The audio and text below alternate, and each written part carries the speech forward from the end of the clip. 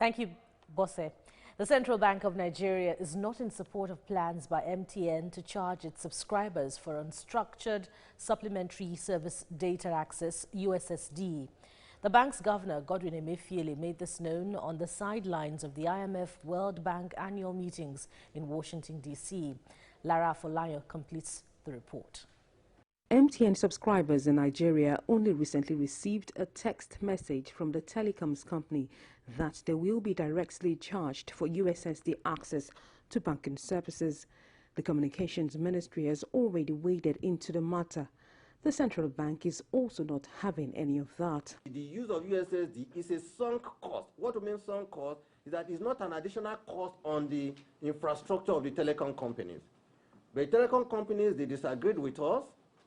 They said, oh, it's an additional investment, infrastructure, and that for that reason they needed to impose it. I appeal to them that they should please indeed review this downwards, and they refuse. I understand almost about 3-4 weeks ago, rather than even reducing, they went ahead and increased it from 1,500 to 4,500, 300%.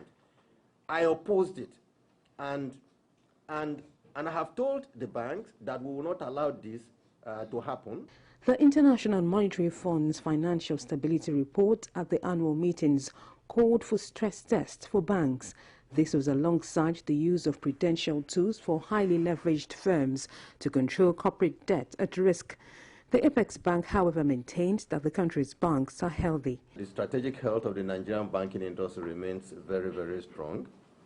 The central bank has, as a matter of policy, since 2015, tried to avoid being sensational about stress testing. The fact that you've read that 7 banks failed stress test does not mean that those banks are weak.